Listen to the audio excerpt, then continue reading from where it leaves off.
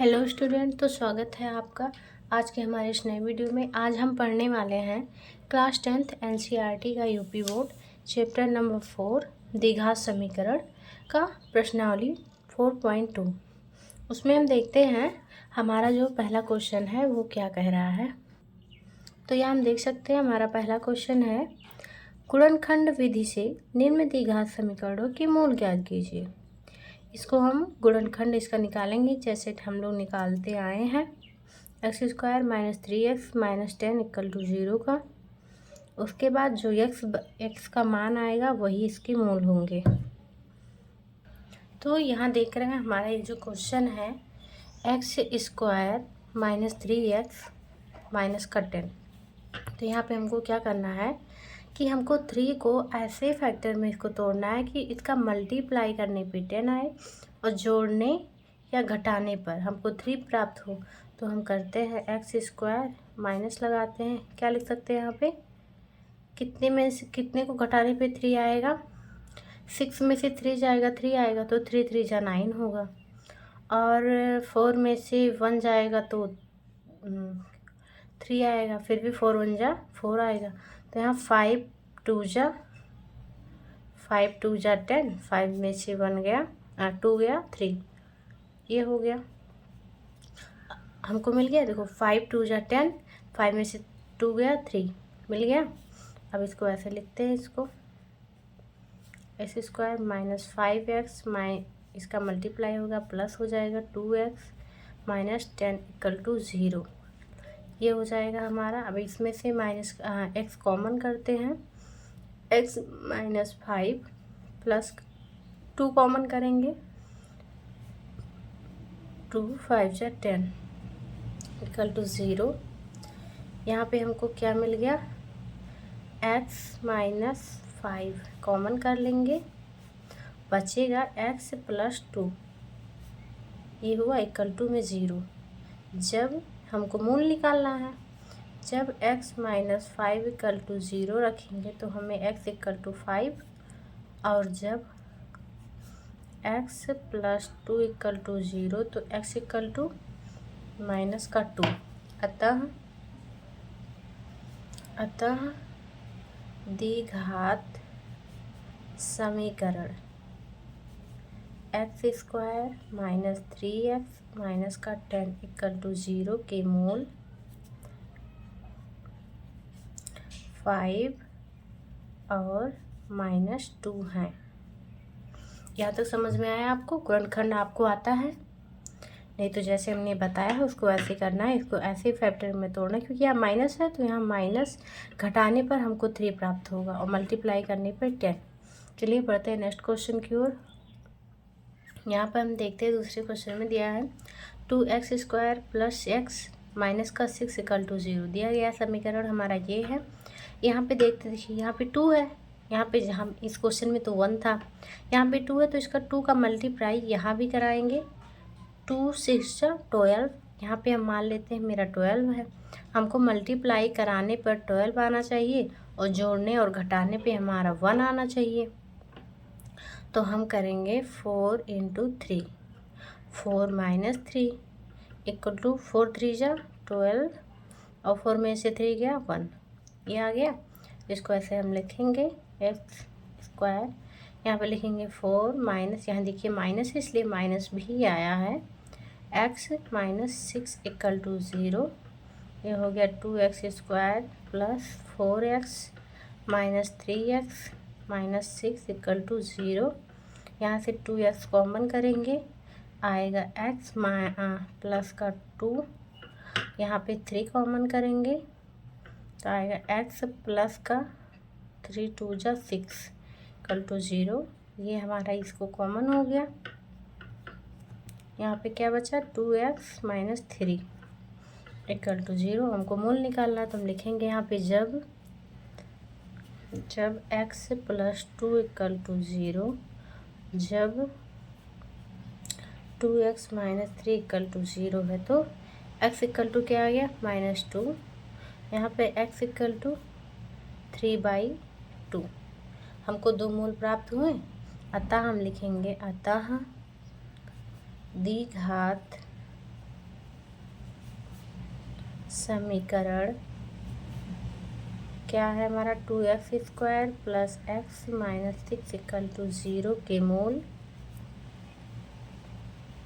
3/2 और -2 है। ये समझ में आया आपको? चलिए बढ़ते हैं अगले क्वेश्चन की ओर। यहाँ देख लीजिए, ये देख लीजिए, ऐसे हुआ है। ऐसे ही हमारे और दो क्वेश्चन है, ये भी लगेंगे। यहाँ देखिए हमारा तीसरा क्वेश्चन है √2x² प्लस 7x प्लस 5√2। यहाँ पे आप सोचेंगे कि हम कैसे इसको तोड़ेंगे कि मेरा 5√2 आएगा। नहीं, देखिए यहाँ पे है √2। अब √2 का इसमें मल्टीप्लाई होगा तो ये क्या हो जाएगा, 5 इंटू √2 है, एक ये √2 आएगा तो √2 हो जाएगा इंटू 5 इक्वल टू 10। हमारा यहाँ पे 10 है और 7 को हमको तोड़ना है कि हमारा आ जाए, 7 का फैक्टर बनाने पे आएगा 10 आ जाए और जोड़ने और घटाने पे आ जाए 7। तो हमारा ये हो जाएगा √2x² प्लस इसको तोड़ना है, हमको लाना है 10, तो 5 2 जा 10 और 5 और 2 7 आ गया ना। इसको ऐसे लिख देंगे इक्वल टू 0। ये हो गया √2x² plus 5x plus 2x plus 5√2 equal to 0। यहाँ से कुछ कॉमन होगा, x कॉमन होगा, √2x प्लस 5 बच जाएगा। यहाँ से क्या कॉमन होगा, यहाँ से √2 कॉमन होगा। यहाँ पे √2 इंटू √2 है, इक्वल टू 2 है, तो √2 कॉमन हो गया, बचा क्या, √2x प्लस 5। यहाँ से √2 निकल गया ना, इक्वल टू में 0। ये और ये हमारा बराबर है तो इसको हम कॉमन कर लेंगे, ये हो गया, और x प्लस √2 ये हो गया हमारा। अब हम लिखेंगे जब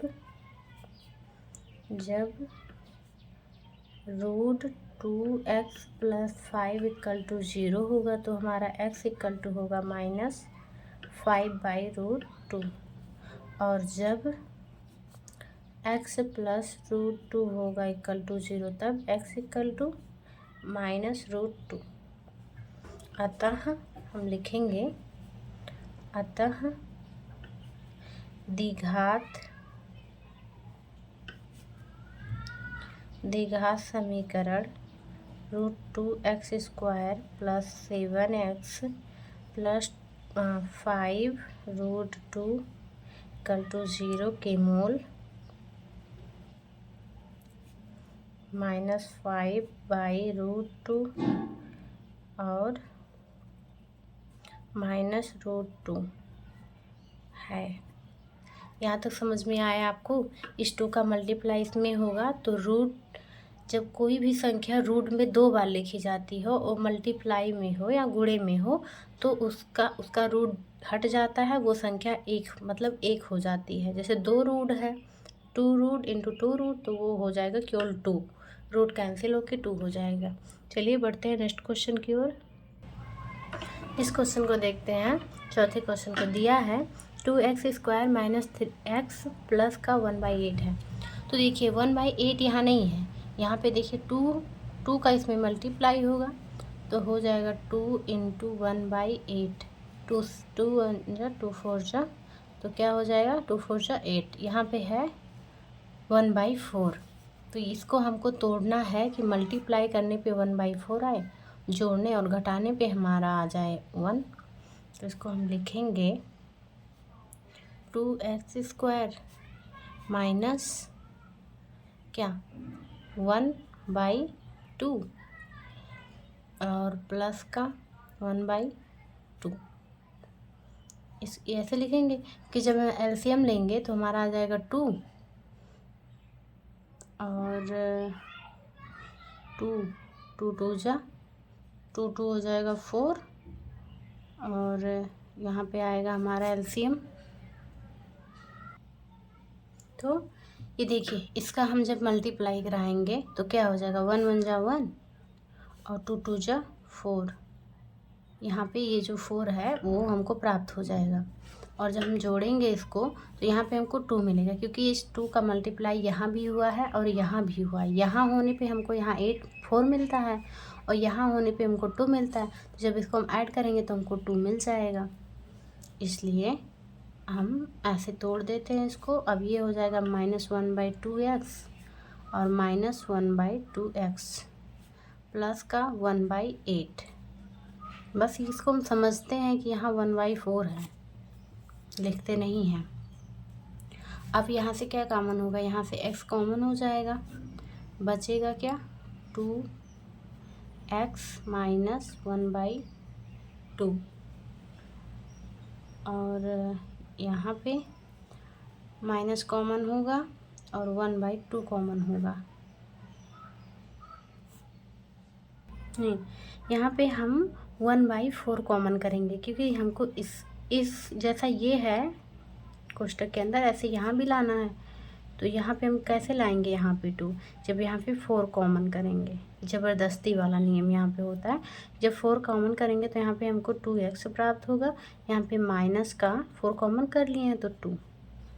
अब जब इसका अंदर मल्टीप्लाई कराएंगे तो हमको इसी फॉर्म में मिल जाएगा। 4 अंदर जाएगा, 2 कैंसिल हो जाएगा, 2 आ जाएगा, 1/2 फिर हमें प्राप्त हो जाएगा।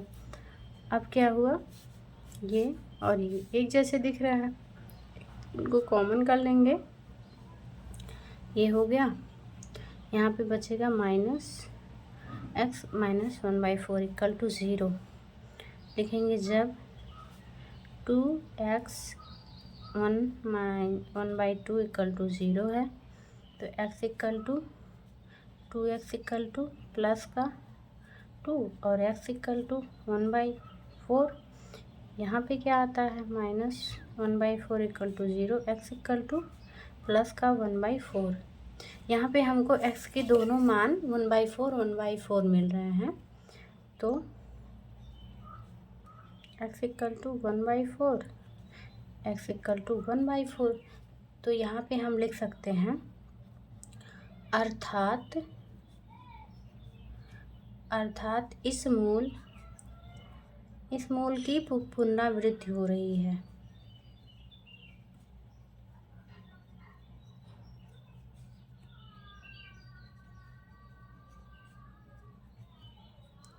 अतः जो द्विघात समीकरण है,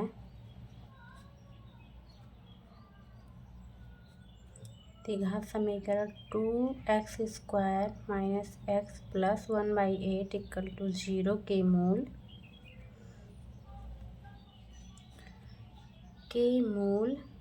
1/4 और 1/4 है। समझ में आया? चलिए बढ़ते हैं अगले क्वेश्चन की ओर। और ये क्वेश्चन देखिए, इसमें दिया क्या है, दिया गया समीकरण है 100x² - 20x + 1 = 0 है। तो कहोगे हम किसका मल्टीप्लाई करेंगे कि हमको 1 मिलेगा? ऐसा तो कुछ है नहीं, 1 का 1 में ही मल्टीप्लाई करेंगे तभी मिलेगा 1। नहीं, देखिए यहाँ पे 100 है, 100 का यहाँ पे मल्टीप्लाई जब होगा तो यहाँ पे 100 हो जाएगा। तो 20 को हमको तोड़ना है कि मल्टीप्लाई करने पे 100 आए, जोड़ने और घटाने पर 20 आए। तो देखिए 20 का जोड़ना 10 और 10 20 होगा, 15 और 5 20 होगा। तो 15 5 जा क्या होगा, 100 नहीं होगा ना, 10 10 जा 100 होगा। तो यहाँ पे हम लिखेंगे 100x² - 10 10 जा 100, 10 और 10 20 + 1 = 0।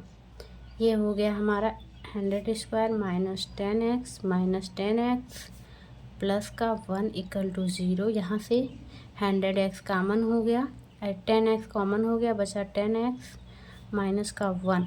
यहाँ पे क्या कॉमन होगा, माइनस का 1, क्या बचेगा 10x माइनस का 1 = 0। अब इसको हम कॉमन कर लेते हैं। एक ही जैसे दिख रहे हैं तभी कॉमन होंगे, वरना नहीं होंगे। 10x अगर जो नहीं हो रहे हैं तो यानी आपने कोई गलती की है।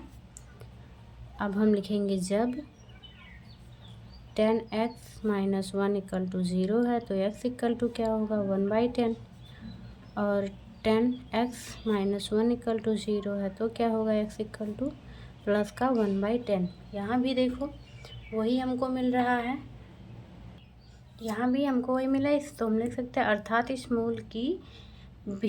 मूल की पुनरावृत्ति हो रही है, होती है। अतः द्विघात समीकरण 100x² minus 20x plus 1 equal to 0 के मूल 1/10 और 1/10 है। चलिए बढ़ते हैं नेक्स्ट क्वेश्चन की ओर। आई होप कि क्वेश्चन सब आपको समझ में आए होंगे। जहाँ समझ ना आए हो वहाँ हमको बताइए। तो यहाँ पे हम देख सकते हैं हमारा दूसरा क्वेश्चन क्या कह रहा है। दूसरा क्वेश्चन कह रहा है उदाहरण 1 में दी गई समस्याओं को हल कीजिए। तो उदाहरण 1 को देखने के लिए आपके एनसीईआरटी की बुक में पेज नंबर 79 और 80 पे ये उदाहरण दिया गया है, उसको देख के समझ के हल करिए। और हम आपको ये क्वेश्चन तीसरा बताते हैं। ऐसी दो संख्याएं ज्ञात कीजिए जिनका योग 27 हो और गुणनफल 182 हो। आइए निकालते हैं। आइए हम देखते हैं। ऐसी दो संख्याएं ज्ञात कीजिए जिनका योग 27 और गुणनफल 182 है। तो माना एक संख्या जो है x है, तब दूसरी संख्या क्या होगी? दूसरी संख्या होगी 27 माइनस x। ये दूसरी संख्या हो गई। दोनों संख्याओं का योग कितना दिया है? 27 दिया है और उनका गुणनफल 182 ये दिया है। अब हमको क्या करना है? प्रश्नानुसार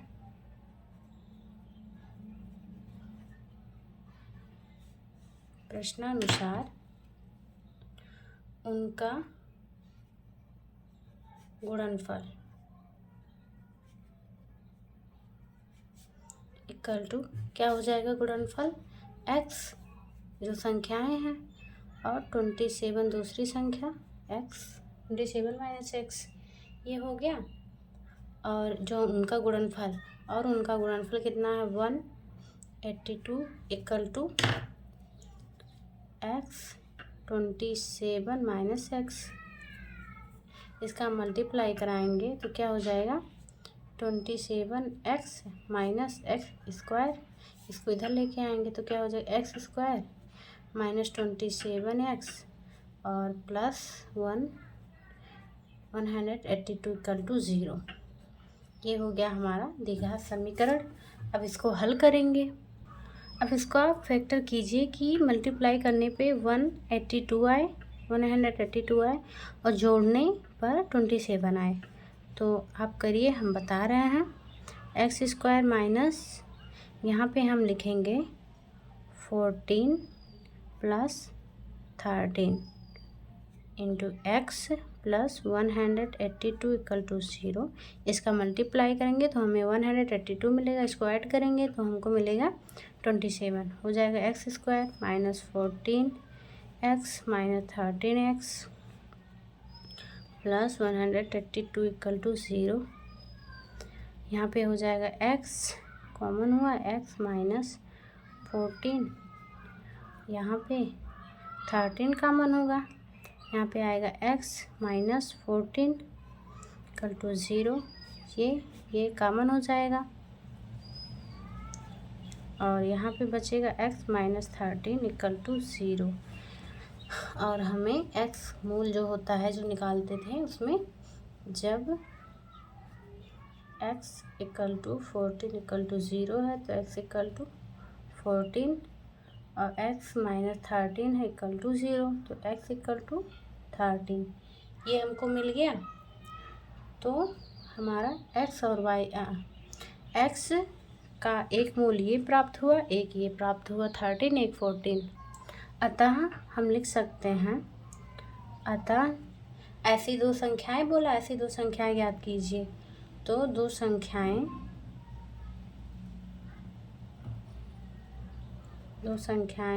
14 और 13 हैं। यहाँ तक समझ में आया आपको? बस गुणनखंड ही तो करना है और एक्स का मान जो दोनों एक्स हैं उसको निकाल लेंगे। यहाँ देखते हैं हमारा चौथा क्वेश्चन क्या है।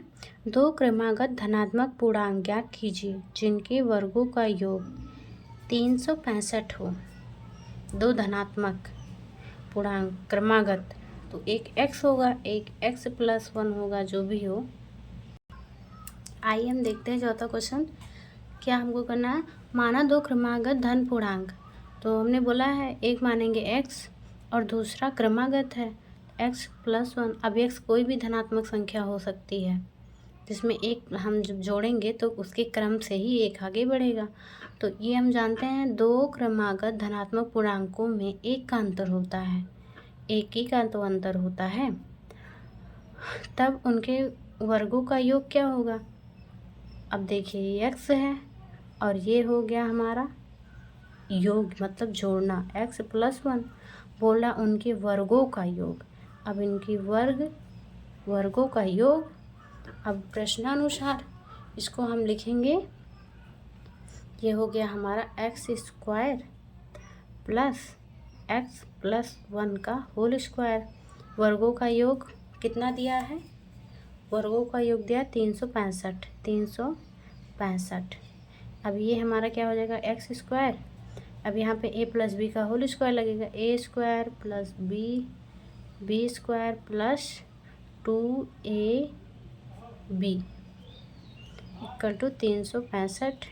ये हो गया हमारा 2x² + 1 + 2 माइनस का 365 = 0। ये 1 और 2 कितना हो जाएगा, अरे ये 2x है। अब देखिए 2x = +2x, यहाँ पे 1 माइनस हो जाएगा, 364 = 0। अब यहाँ पे हमको हल करना है कि इसको हम ऐसे फैक्टर में तोड़ें कि घटाने पे हमको 2 मिले और जो मल्टीप्लाई करने पे 364। तो हम क्या फैक्टर बना सकते हैं कि हमको घटाने पे 2 मिले और मल्टीप्लाई करने पे 365। यहाँ देखिए इसको भी हम और छोटा कर सकते हैं, 2 कॉमन करके क्या हो जाएगा x² + x माइनस 2 कॉमन होगा तो 2 × 1 = 2, 2 × 8 = 16 और 2 × 4 = 2 × 2 = 4 = 0। अब ये इधर जाएगा तो 0 हो जाएगा। ये क्या हो गया x² + x माइनस 182। अब देखिए हमारा इसकी तरह आ गया ना 182। सेम क्वेश्चन लग रहा है, लेकिन यहाँ पे ये माइनस है, यहाँ पे प्लस है, यहाँ पे ये माइनस है। तो यहाँ पे ये हमको कह रहा है कि हमको घटाने पे 1 मिलना चाहिए और जो मल्टीप्लाई करने पे 182 मिलना चाहिए। तो इसका क्या था, 14 और 13 था, तो जोड़ने पे 27 आया था और 14 में से 1 गया, 14 में से 13 गया, 1 आएगा, आ गया 1 और मल्टीप्लाई करेंगे हमको 180 मिल जाएगा। चलिए देखिए हमको आराम से मिल गया ये x² + 14 माइनस 13x 182 ये हो गया x² + 14x minus 13x minus 182 = 0। अब यहाँ पे कुछ कॉमन होगा, उसको कॉमन करेंगे, x कॉमन हुआ, x + 14 माइनस 13 कॉमन होगा, x + 14 आ गया = 0। ये दोनों एक जैसे हैं, इनको कॉमन कर लेंगे। यहाँ पे आ गया x - 13 = 0। जब x + 14 = 0 और जब x माइनस कहाँ से आ गया, अच्छा हाँ माइनस कॉमन करें हम, -13 = 0। अब हमको मिलेगा यहाँ पे ये x = -14 और x = +13, ये मिल गया हमको 2। अतः हम लिख सकते हैं ये हमारा ऋणात्मक है, ये हो गया धनात्मक। अतः 2 क्रमागत धनात्मक पूर्णांक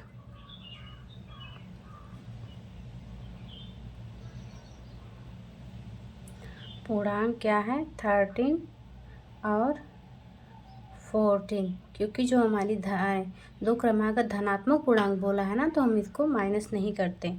ये हो जाएगा हमारा 13 और 14। यहाँ हम देखते हैं हमारा जो x इक्वल टू 13, तो x इक्वल टू आ गया 13 और यहाँ पे हो गया x की जगह पे 13 प्लस 1 इक्वल टू 14।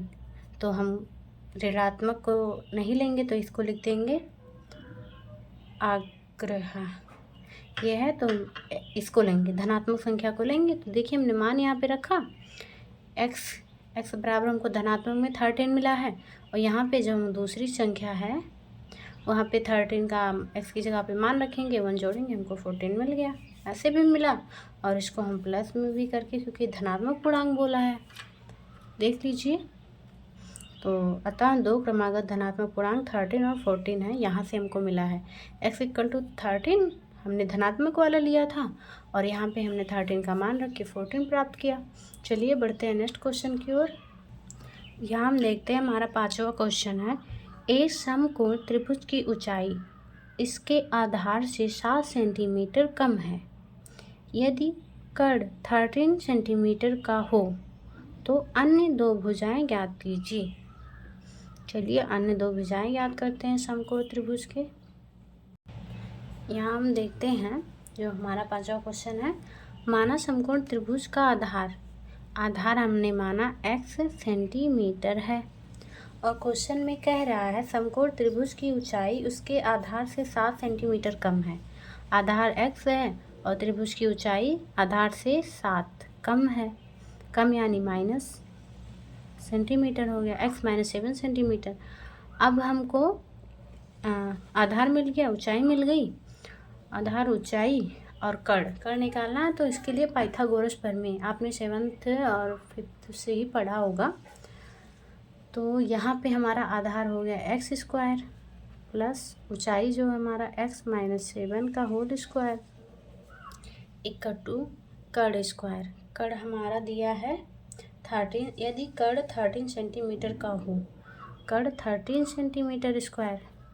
अब हो गया ये एक्स स्क्वायर, यहाँ पे a माइनस बी का whole square, A square plus B square minus 2ab equal to 13 का क्या होगा 169, ये 13 का स्क्वायर होता है। अब क्या हो गया, ये दोनों ऐड हो जाएंगे, 2x स्क्वायर, ये हो जाएगा 7 7 जा 49, ये हो जाएगा 7 2 जा 14x इक्वल टू 169। अब इसको हम इधर लेके आएंगे तो क्या हो जाएगा 2x square minus 14x plus 49 minus 169 equal to 0। यहाँ पे हमको मिलेगा 2x स्क्वायर माइनस 14x, यहाँ पे ये माइनस होगा, ये आएगा 120 इक्वल टू 0। यहाँ से 2 कॉमन हो जाएगा तो बचेगा x square minus 7x minus 60 equal to 0। अब यहाँ से होता है खेल शुरू। अब यहाँ पे हमको क्या करना है, 7 को तोड़ना है कि 60 आ जाए और जोड़ने और घटाने पे हमारा 7 आ जाए। तो टेबल करके देखिए, हमने तो कर लिया, माइनस 12 5 जा 60 और 12 में से 5 गया 7, 12 माइनस 5, यहाँ पे क्या आ गया x square minus 12x plus 5x minus 60 equal to 0। x common हो गया, माइनस 12 प्लस 5 कॉमन हो गया, x माइनस 5 1 जा 5 5 2 जा 10, ये कॉमन हो गया। बचा क्या हमारा x प्लस का 5 इक्वल टू में 0। जब हम लिखते हैं, जब x माइनस 12 इक्वल टू 0 और x प्लस 5 equal to 0, x equal to 12, x equal to -5, हमको ये मिल गया। x के दो मान हमको मिल गए। यहाँ हमको क्या मिला, x के दो मान मिले, एक मिला 12, एक मिला -5। तो -5 जो है आग्राह्य है, तो यहाँ हम कहते हैं इसलिए x समकोण त्रिभुज के आधार की लंबाई है। जो x है समकोण त्रिभुज के आधार की लंबाई है और लंबाई ऋणात्मक नहीं होती। तो x हमारा क्या आ गया 12, और यहाँ पे हम x का मान रखते हैं -7 इक्वल टू 5। समकोण त्रिभुज की ऊंचाई क्या आ गई 5 सेंटीमीटर और आधार 12 सेंटीमीटर, और जो हमारा कर्ण है, कर्ण हमारा दिया गया है 13 सेंटीमीटर। अतः हम लिख सकते हैं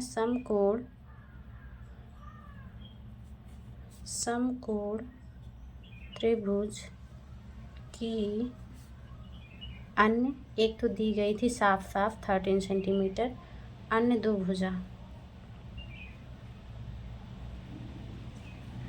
भुजाएं क्या है, एक 5 सेंटीमीटर और एक 12 सेंटीमीटर है। चलिए बढ़ते हैं नेक्स्ट क्वेश्चन की ओर। आई होप कि आपको क्वेश्चन समझ में आया होगा। देखते हैं हमारा 6वां क्वेश्चन क्या कह रहा है। एक कुटीर उद्योग एक दिन में कुछ बर्तनों का निर्माण करता है। एक विशेष दिन यह देखा गया कि प्रत्येक नग की निर्माण लागत रुपए में उस दिन के निर्माण किए बर्तनों की संख्या के दोगुने से 3 अधिक थी। यदि उस दिन की कुल निर्माण लागत रुपए 90 थी तो निर्मित बर्तनों की संख्या और प्रत्येक नग की लागत ज्ञात कीजिए। आइए निकालते हैं। आइए देखते हैं, 6वें क्वेश्चन को हल करते हैं। माना उस दिन निर्मित बर्तनों की संख्या हमको तो एग्जैक्ट पता नहीं है, तो हम मान लेते हैं x थी। तब उस दिन प्रत्येक नग की कीमत निर्मित लागत, उस दिन की निर्मित लागत क्या थी रुपए में। यहाँ पे है क्या कह रहा है, यहाँ से देखिए, रुपए में उस दिन के निर्माण किए बर्तनों की संख्या के दोगुने से 3 अधिक थी। तो दोगुने जो उस दिन बर्तन निर्माण हुए थे x थी, तो x का 2 गुना से 3 अधिक, 3 अधिक के लिए प्लस कर देंगे, 3 अधिक थी, ये हो गया रुपए में। और उस दिन की कुल निर्मित लागत रुपए में क्या थी, रुपए में थी x। अब इसका मल्टीप्लाई दोनों का कर देंगे, इसका और इसका +3। और फिर यदि उस दिन की कुल निर्माण लागत रुपए 90 थी, तो अब यहाँ पे हम इन दोनों का कुल, उस दिन की कुल निर्मित लागत इतना थी और इतने को बोल रहा है 90 थी, तो यहाँ हम करेंगे 90 इक्वल टू x 2x + 3, ये हो गया। इसका हमको दे रहा है 90 रुपये, और इसका जो हम मैंने कैलकुलेशन किए, इन दोनों का मल्टीप्लाई किए, तो हमको ये मिला। अब यहाँ पे हम इसको हल करते हैं तो हमको क्या मिलेगा, 90 इक्वल टू 2 × 2 x², 3x, हम इसको उधर लेके जाते हैं, x² + 3x - 90 इक्वल टू 0, हमको ये प्राप्त हुआ। अब यहाँ से हम गुणनखंड विधि लगाएंगे। यहाँ पे हमारा कितना है 90 नहीं है, यहाँ पे है 2 का मल्टीप्लाई करेंगे 180 है, और उसमें हमको क्या करना है, मल्टीप्लाई करके हमको 180 लेके आना है और घटाने पर हमको 3 लाना है। तो हम कैसे लेके आएंगे, आइए करते हैं। ये हो गया 2x² प्लस यहाँ पे हो जाएगा 15 में से 12 गया, आएगा हमारा 3 आएगा, -90 इक्वल टू 0 हो गया, और 15 में से 12 गया 3, और 15 12 जा 180 80 आएगा। यहाँ तक समझ में आया आपको। अब करते हैं x² 2x² plus 15x minus 12x minus 90 equal to 0। यहाँ से हमको क्या मिलेगा, x कॉमन होगा, 2x प्लस 15 और यहाँ पे हमको माइनस 12 कॉमन करेंगे, प्लस 12 नहीं 6 कॉमन होगा, 6 2 जा 12, यहाँ पे आएगा हमारा 15 इक्वल टू 0 और इसको हम कॉमन कर लेंगे, बचेगा क्या हमारा x माइनस 6 इक्वल टू 0। जब करिए आप, जब 2x प्लस 15 इक्वल टू 0 तो 2x equal to minus 15, x equal to minus 15/2। यहाँ पे x minus 6 equal to 0, x equal to 6। ये हमको दो मान मिल गए x के। तो जो हमारा मान आया है माइनस में 15/2, तो इसके लिए हम कैसे, x निर्मित वर्तनों की संख्या है, तो x है निर्मित वर्तनों की संख्या है जो ऋणात्मक नहीं हो सकती, क्योंकि हमको दोनों x बराबर मिले हैं ना, तो हमारा दोनों मान होता, लेकिन एक हमारा माइनस में है, तो ये जो है हमारा x इक्वल टू माइनस 15/2, इसको हम लिख देंगे अग्राह्य है, मतलब ये मान ही नहीं है। तो यहाँ पे हमारा ये जो है उससे निर्मित बर्तनों की संख्या x बराबर हमारे का है 6 और ये क्या हमको करना है, यहाँ रुपए जो है 2x प्लस 3, इसको हम लेंगे, यहाँ पे हम x का मान रखेंगे, 6 इक्वल टू क्या आ गया, 6 2 जा 12 प्लस 3 इक्वल टू 15, ये मिल गया। अतः हम लिख सकते हैं, अतः उस दिन निर्मित बर्तनों की संख्या 6 थी तथा प्रत्येक नग की कीमत की लागत बोला था, लागत रुपए 15 थी।